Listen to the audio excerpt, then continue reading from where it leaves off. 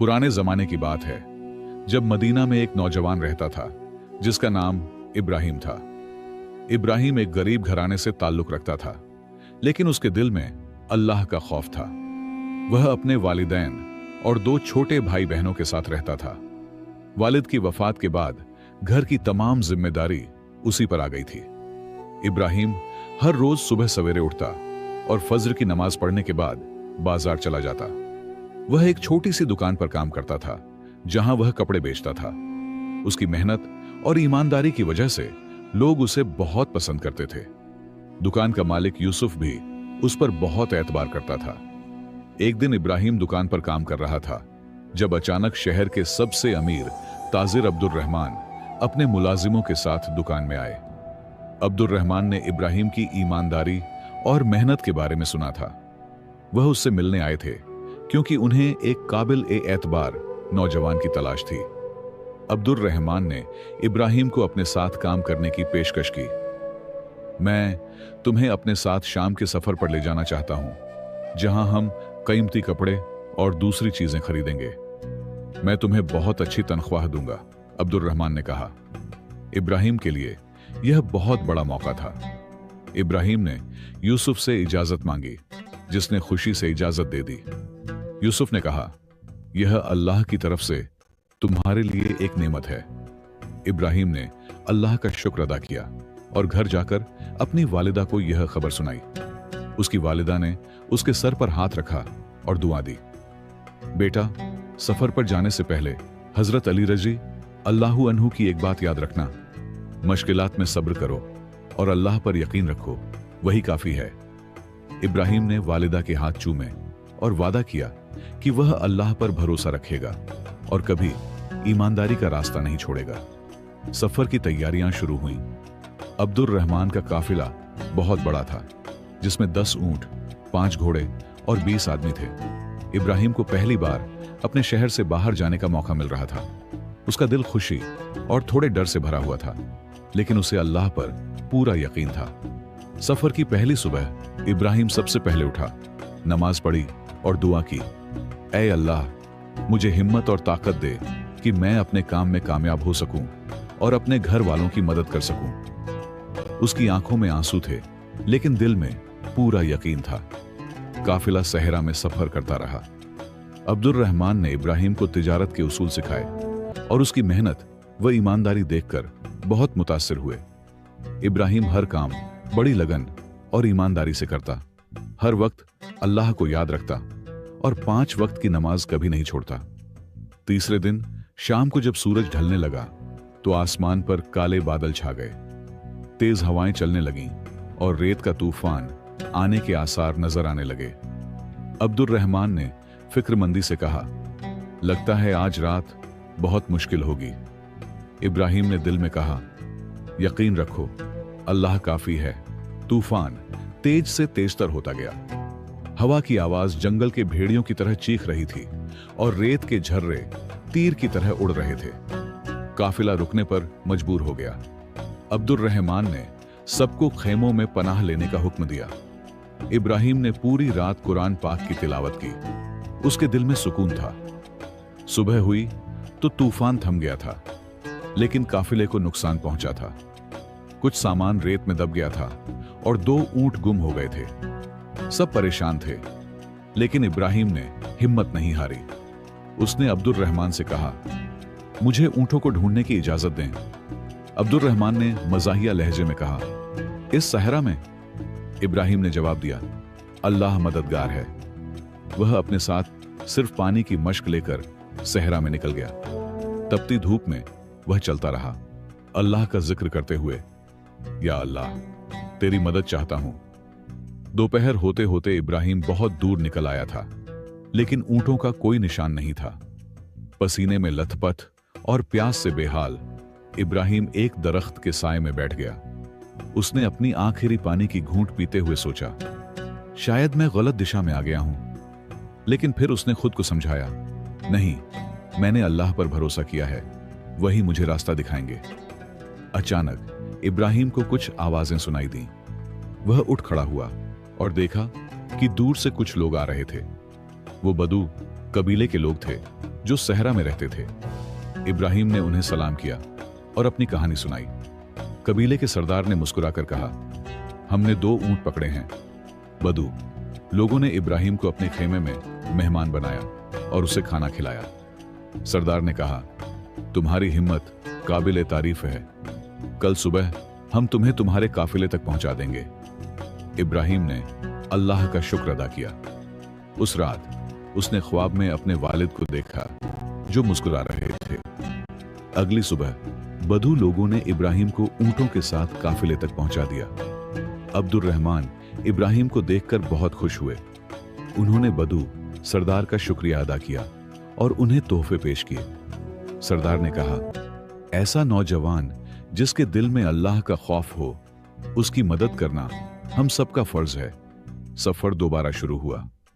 अब अब्दुर रहमान इब्राहिम से बहुत मुतासिर थे। उन्होंने इब्राहिम से पूछा, तुम्हारा अल्लाह पर इतना यकीन कहां से आता है? इब्राहिम ने जवाब दिया, मैंने हमेशा देखा है कि जब हम अल्लाह पर यकीन रखते हैं तो वो हमारे लिए आसानी पैदा कर देते हैं। कई दिनों के सफर के बाद काफिला एक बड़े शहर पहुंचा जहां का बाजार बहुत मशहूर था। अब्दुर रहमान ने इब्राहिम को अपना नुमाइंदा बनाकर कुछ ताजिरों से मुआमलात करने भेजा। इब्राहिम ने बड़ी होशियारी और ईमानदारी से सौदा किया और अब्दुर रहमान को बहुत फायदा दिलाया। सब हैरान थे कि इतना कम उम्र नौजवान इतना समझदार कैसे है। अब्दुर रहमान के सामने एक बड़ा मसला था। एक मशहूर ताजिर हातिम के साथ उनका इख्तिलाफ चल रहा था। हातिम अब्दुर रहमान को धोखा देना चाहता था। इब्राहिम को इस बात का पता चल गया। उसने अब्दुर रहमान से कहा, हमें अल्लाह पर भरोसा रखना चाहिए, वो हमें सही रास्ता दिखाएंगे, मैं आपकी मदद करूंगा। इब्राहिम ने हातिम के मंसूबे को समझने के लिए पूरी रात जागकर किताबें पढ़ी जिनमें तिजारती कवानीन लिखे थे। उसने रब से दुआ की, या अल्लाह मुझे हिकमत अता फरमा कि मैं सच को पहचान सकूं। सुबह होते ही इब्राहिम अब्दुर रहमान के पास गया और कहा, मुझे हातिम से अकेले मिलना है, आप फिक्र न करें। अब्दुर रहमान हैरान हुए। इब्राहिम, हातिम शहर का सबसे चालाक ताजिर है, वो तुम्हें आसानी से अपने जाल में फंसा लेगा। इब्राहिम ने मुस्कुराते हुए कहा, मैं अकेला नहीं हूं, अल्लाह मेरे साथ हैं। यकीन रखिए, जिसका मददगार अल्लाह हो उसे कौन शिकस्त दे सकता है। इब्राहिम हातिम की दुकान पर गया। हातिम ने उसे देखा तो मुस्कुराया। सोचने लगा कि इतना छोटा लड़का उसके सामने क्या कर सकेगा। हातिम ने कहा, तुम अब्दुर रहमान के नुमाइंदे हो, मैं तो सोच रहा था कि वो कोई तजुर्बेकार ताजिर भेजेंगे। इब्राहिम ने अदब से जवाब दिया, कभी कभी बच्चे भी सच बोल सकते हैं। इब्राहिम ने हातिम के सामने बैठकर कहा, मैं जानता हूं आपने कैसे अब्दुर रहमान साहब के माल में कम कीमत वाला कपड़ा मिलाया है। हातिम का चेहरा जर्द पड़ गया। इब्राहिम ने इत्मीनान से कहा, मैं आपको बदनाम नहीं करना चाहता, बल्कि एक मौका देना चाहता हूं कि आप अपनी गलती से तौबा करें। हातिम गुस्से से लाल हो गया। तुम मेरे खिलाफ कोई सबूत नहीं दे सकते। इब्राहिम ने पुरसुकून अंदाज में कहा, मैंने कल रात आपके गोदाम से निकलने वाले मुलाजिम को देखा था, वो सब कुछ बता चुका है। ये झूठ नहीं था। इब्राहिम ने वाकई एक शख्स को देखा था जो परेशान था। हातिम का चेहरा उतर गया। वह जानता था कि उसका मुलाजिम जुबैर बेईमान है। हातिम ने सोचा कि जुबैर ने सच्चाई बता दी होगी। उसने इब्राहिम से कहा, मैं समझौता करना चाहता हूं। इब्राहिम ने कहा, हम समझौता नहीं, इंसाफ चाहते हैं। आप असल माल दें और अल्लाह से माफी मांगे। हातिम हैरान था कि एक नौजवान उसकी आंखों में आंखें डालकर बात कर रहा है। उसने इब्राहिम का हाथ पकड़ा और कहा, तुम मेरे बेटे जैसे हो, मुझे अपनी गलती का एहसास हुआ है। मैं असल माल दूंगा और अब्दुर रहमान से माफी मांगूंगा। अल्लाह तुम्हें कामयाबी दे। इब्राहिम अब्दुर रहमान के पास लौटा तो वो बेचैन बैठे थे। इब्राहिम ने मुस्कुराते हुए कहा, अल्लाह ने हमारी मदद की है। हातिम ने असल माल देने का वादा किया है। अब्दुर रहमान ने हैरानी से इब्राहिम की तरफ देखा और पूछा, तुमने यह कैसे किया? इब्राहिम ने कहा, मैंने नहीं, अल्लाह ने किया। अगले दिन हातिम खुद अब्दुर रहमान के पास आया और असल माल दिया। उसने कहा, आपका यह नौजवान साथी बहुत काबिल है। उसने मुझे समझाया कि बेईमानी का नतीजा दुनिया और आखिरत दोनों में बुरा होता है। अब्दुर रहमान ने इब्राहिम की तरफ देखा, जो सर झुकाए शर्मीली मुस्कान के साथ खड़ा था। काफिला आगे बढ़ा। अब अब्दुर रहमान इब्राहिम को अपने बेटे की तरह समझने लगे थे।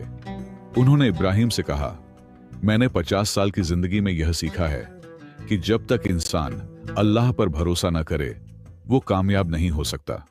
इब्राहिम ने जवाब दिया, बस यही बात मेरी वालिदा मुझे हमेशा समझाती हैं। काफिला जब शाम के करीब पहुंचा तो खबर मिली कि रास्ते में डाकुओं का खतरा है। तमाम ताजिर खौफजदा थे क्योंकि उनके पास कीमती सामान था। अब्दुर रहमान ने सबको जमा किया और कहा, हम रास्ता बदल लेते हैं। मगर इब्राहिम ने कहा, नया रास्ता 2 दिन ज्यादा लेगा और हमारे पास इतना वक्त नहीं है। अब्दुर रहमान ने पूछा, तो फिर क्या करें? इब्राहिम ने जवाब दिया, हम रात को सफर करेंगे चांद की रोशनी में। अल्लाह हमारी हिफाजत फरमाएंगे। लोगों ने ऐतराज किया कि रात में सफर खतरनाक होगा, लेकिन अब्दुर रहमान ने इब्राहिम पर भरोसा किया और फैसला किया कि वो रात में ही सफर करेंगे। सूरज गरूब होते ही काफिला रवाना हुआ। चांद की नूरानी रोशनी में सहरा का मंजर अजीब और गरीब लग रहा था। हर कोई खामोश था, बस ऊंटों के कदमों की आवाज सुनाई दे रही थी। इब्राहिम सबसे आगे था।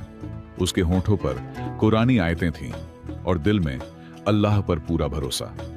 आधी रात के वक्त अचानक काफिले को घोड़ों की टापों की आवाज सुनाई दी। सबके दिल धड़कने लगे। कुछ ही लम्हों में 10-12 नकाबपोश सवार उनके सामने आ खड़े हुए। अपना सारा माल निकालो वरना जान से हाथ धो बैठोगे, एक डाकू ने ललकारा। इब्राहिम आगे बढ़ा और कहा, हम मुसाफिर हैं, हमें जाने दो। डाकुओं का सरदार जोर से हंस पड़ा। ये देखो, एक बच्चा हमसे मुकाबला कर रहा है। इब्राहिम ने पुरसुकून आवाज में कहा, मैं आपसे बात करना चाहता हूं। आप क्यों लोगों को लूटते हैं? क्या आपको अल्लाह से डर नहीं लगता? डाकू सरदार हैरान रह गया कि एक नौजवान उससे ऐसे बात कर रहा है। उसने अपना नकाब उतारा और सामने आया। उसकी आंखों में गुस्सा था, मगर इब्राहिम ने अपनी निगाहें नहीं झुकाईं। इब्राहिम ने कहा, आप जैसे बहादुर इंसान को लोगों की मदद करनी चाहिए, उनकी जानें लेने की बजाय। डाकू सरदार अचानक रुक गया। उसने पूछा, तुम्हारा नाम क्या है? इब्राहिम ने जवाब दिया, मेरा नाम इब्राहिम है। डाकू सरदार का चेहरा सफेद पड़ गया। क्या तुम वही इब्राहिम हो जिसकी मां का नाम फातिमा है? इब्राहिम हैरान रह गया। जी हां, आप मेरी वालिदा को कैसे जानते हैं? डाकू सरदार ने अपने आंसू रोकते हुए कहा, तुम्हारे वालिद मेरे दोस्त थे, उन्होंने एक बार मेरी जान बचाई थी। इब्राहिम की आंखें भी नम हो गईं। डाकू ने कहा, मैं एक वक्त ईमानदार ताजिर था, लेकिन मेरे साथ जुल्म हुआ और मैं ये रास्ता चुन बैठा। आज तुमने मुझे सच याद दिला दिया है। डाकू सरदार ने अपने साथियों को हुक्म दिया कि काफिले को जाने दिया जाए। उसने इब्राहिम का हाथ पकड़ा और कहा, मैं तौबा करता हूं, मैं तुम्हारे साथ शाम जाऊंगा और अपनी जिंदगी फिर से शुरू करूंगा। अब्दुर रहमान और बाकी लोग हैरान थे, कैसे एक नौजवान के ईमान ने एक डाकू का दिल बदल दिया। डाकू सरदार, जिसका नाम इमरान था, काफिले में शामिल हो गया। रास्ते में उसने इब्राहिम को बताया कि कैसे उसने जिंदगी में गलत रास्ता चुना था। इब्राहिम ने उसे समझाया कि अल्लाह की रहमत सबसे बड़ी है। यकीन रखो, अल्लाह काफी है, वो हर बंदे को दूसरा मौका देता है। इमरान की आंखों में उम्मीद की रोशनी चमक उठी। काफिला शाम की सरहदों में दाखिल हुआ। इमरान, इब्राहिम और अब्दुर रहमान अब अच्छे दोस्त बन चुके थे। इमरान ने अपनी जिंदगी की कहानी सुनाई, कैसे वो एक नेक ताजिर था, लेकिन जालिम हाकिमों ने उसका सब कुछ लूट लिया। मुझे अल्लाह पर भरोसा रखना चाहिए था, लेकिन मैंने गलत रास्ता इख्तियार किया, इमरान ने आह भरी। शाम का शहर नजर आया तो सबकी आंखें चमक उठीं। बुलंद मीनारें, रंग बिरंगे बाजार और शानदार महल दूर से ही दिखाई दे रहे थे। शहर में दाखिल होते ही अब्दुर रहमान ने इब्राहिम से कहा, अब हमारा असल काम शुरू होगा। यहाँ बहुत से ताजिर हैं जिनसे हमें सौदा करना है। अब्दुल रहमान ने एक बड़ी सराय में कयाम किया।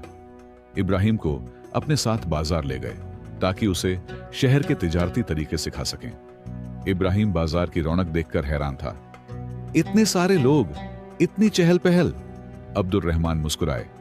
यह दुनिया का सबसे बड़ा तिजारती मरकज है। कुछ दिनों बाद अब्दुल रहमान को एक पैगाम मिला कि शाही महल से फरमान आया है। बादशाह को कीमती कपड़ों की जरूरत थी और बेहतरीन ताजिरों को बुलाया गया था। अब्दुल रहमान खुशी से झूम उठे। यह हमारे लिए बहुत बड़ा मौका है। अगर बादशाह ने हमारे कपड़े पसंद कर लिए तो हम माला माल हो जाएंगे। अगले दिन वो सब महल पहुंचे, लेकिन वहां जाकर पता चला कि बादशाह के वजीर ने पहले ही एक ताजिर का इंतखाब कर लिया है जो उसका दोस्त था। अब्दुल रहमान मायूस हो गए। ये तो नाइंसाफी है। हमारे कपड़े सबसे बेहतर हैं, मगर हमें मौका ही नहीं दिया गया। इब्राहिम ने कहा, आप फिक्र मत कीजिए, अल्लाह हमें कोई और रास्ता दिखाएंगे। इमरान ने बताया कि उसका महल के एक खादिम से दोस्ताना था जो उन्हें अंदर ले जा सकता था। अब्दुल रहमान ने कहा, लेकिन यह खतरनाक है, अगर पकड़े गए तो सजा हो सकती है। इब्राहिम ने कहा, मैं जाऊंगा। रात को इमरान के दोस्त ने इब्राहिम को महल के पीछे के दरवाजे से अंदर दाखिल कराया। इब्राहिम अपने साथ बेहतरीन कपड़ों के नमूने लेकर गया था। वो महल के अंदर खामोशी से चल रहा था, हर कदम पर दुआ करता हुआ। अचानक उसे आवाज सुनाई दी। उसने मुड़कर देखा तो एक छोटी लड़की सामने खड़ी थी। तुम कौन हो? लड़की ने पूछा। इब्राहिम ने सच बोलने का फैसला किया। मैं एक ताजिर हूं, मैं बादशाह को अपने कपड़े दिखाना चाहता हूं। लड़की मुस्कुराई। मैं बादशाह की बेटी हूं, मेरा नाम आयशा है। मैं तुम्हें अपने वालिद के पास ले जा सकती हूं। मुझे अच्छे कपड़े बहुत पसंद हैं। इब्राहिम हैरान रह गया। आयशा ने उसे शाही महल के अंदर ले जाया, जहां बादशाह अपने खास कमरे में बैठे थे। आयशा ने कहा, अब्बू, ये एक ईमानदार ताजिर हैं, इनके पास बहुत खूबसूरत कपड़े हैं। बादशाह पहले गुस्से हुए, फिर मुस्कुराए। मुझे दिखाओ अपने कपड़े। इब्राहिम ने हिम्मत से नमूने पेश किए। बादशाह कपड़ों की कारीगरी देखकर बहुत खुश हुए। उन्होंने पूछा, तुम में इतनी हिम्मत कैसे आई कि यहां चले आए? इब्राहिम ने जवाब दिया, मेरा अल्लाह पर यकीन है, वही काफी है। बादशाह मुस्कुराए। तुम्हारा ईमान काबिल तारीफ है। मैं तुम्हारे कपड़े खरीदूंगा और अपने वजीर को सिखाऊंगा कि नाइंसाफी नहीं करनी चाहिए। बादशाह ने अपने वजीर को बुलाया और उसकी सख्त सरजनिश की। मैं चाहता हूं कि तमाम व्यापारियों को बराबर मौका दिया जाए। फिर उन्होंने अब्दुल रहमान को भी बुलवाया। अब्दुल रहमान हैरान थे कि उन्हें कैसे बुलाया गया। जब इब्राहिम ने पूरा किस्सा सुनाया तो वो दंग रह गए कि उसने कैसी हिम्मत दिखाई थी। बादशाह ने अब्दुल रहमान के तमाम कपड़े खरीद लिए और कीमत भी दुगनी दी। अब्दुल रहमान खुशी से फूल नहीं समा रहे थे। उन्होंने इब्राहिम को गले लगाकर कहा, तुम्हारे ईमान ने हमें कामयाबी दी है। अब समझ आया कि तुम्हारी वालिदा तुम्हें क्यों कहती थी। यकीन रखो, अल्लाह काफी है। बादशाह को इब्राहिम की ईमानदारी और हिकमत इतनी पसंद आई कि उन्होंने उसे और अब्दुल रहमान को राजमहल में कुछ दिन रुकने की दावत दी। इब्राहिम ने शहजादी आयशा को कुरान पाक की तालीम देना शुरू किया। आयशा, जो पहले जिद्दी थी, अब बड़े शौक से कुरान सीखने लगी। इमरान, जो पहले डाकू था, अब बादशाह के सिपाहियों में शामिल हो गया। उसकी बहादुरी और ईमानदारी की वजह से बादशाह ने उसे सरहदों की हिफाजत का जिम्मा दे दिया। इमरान अक्सर इब्राहिम से मिलता और कहता, तुमने मुझे जिंदगी का सच्चा रास्ता दिखाया, मैं हमेशा तुम्हारा शुक्रगुजार रहूंगा। 3 महीने गुजर गए। इब्राहिम का दिल अब घर जाने को करने लगा। उसने अब्दुल रहमान से इजाजत मांगी। मैं अपनी वालिदा और भाई बहनों से मिलना चाहता हूं। अब्दुल रहमान समझ गए। उन्होंने इब्राहिम को बहुत सा माल दिया और कहा, तुम मेरे बेटे जैसे हो, जल्द वापस आना। वापसी का सफर शुरू हुआ। इस बार काफिला बहुत बड़ा था क्योंकि बादशाह की तरफ से मुहाफिज सिपाही साथ थे। इब्राहिम के दिल में खुशी थी कि वो अपने प्यारे घर वालों से मिलने जा रहा है। रास्ते में वो हर नमाज के बाद अपनी वालिदा और भाई बहनों की सलामती की दुआ करता रहा। जब वो अपने शहर के करीब पहुंचा तो उसे पता चला कि वहां कहत पड़ा है। लोग भुखमरी और बीमारियों से परेशान थे। इब्राहिम का दिल जोर से धड़कने लगा। वो फौरन अपने घर की तरफ भागा। उसकी आंखों में आंसू थे। या अल्लाह, मेरे घर वालों की हिफाजत फरमा। घर पहुंचा तो देखा कि उसकी वालिदा बीमार थी मगर जिंदा थी। भाई बहन भी खैरियत से थे। इब्राहिम ने उन्हें गले लगाया और रो पड़ा। वालिदा ने कमजोर आवाज में कहा, बेटा, हमने हर मुश्किल में अल्लाह पर भरोसा रखा, वही हमारे लिए काफी रहा। तुम्हारा इंतजार कर रही थी, अब सुकून से जा सकती हूं। इब्राहिम ने शहर के लोगों की मदद के लिए अपना सारा माल लगा दिया। उसने गरीबों को खाना खिलाया, बीमारों का इलाज कराया और एक मस्जिद बनवाई। लोग कहते, ये वही इब्राहिम है जो कभी गरीब था। देखो कैसे अल्लाह ने उसे इज्जत दी है। इब्राहिम हमेशा जवाब देता, ये सब अल्लाह की मेहरबानी है, मैं तो सिर्फ एक जरिया हूं। सालों बाद इब्राहिम शहर का सबसे मुअज्जज सम्मानित शख्स बन गया। उसका खानदान खुशहाल था और उसकी दुकानें पूरे मुल्क में थीं। लेकिन वो कभी अपनी असल नहीं भूला। हर मुश्किल में वो लोगों को यही सिखाता, यकीन रखो अल्लाह काफी है। उसकी जिंदगी एक मिसाल बन गई कि जो अल्लाह पर भरोसा करता है, अल्लाह उसकी मदद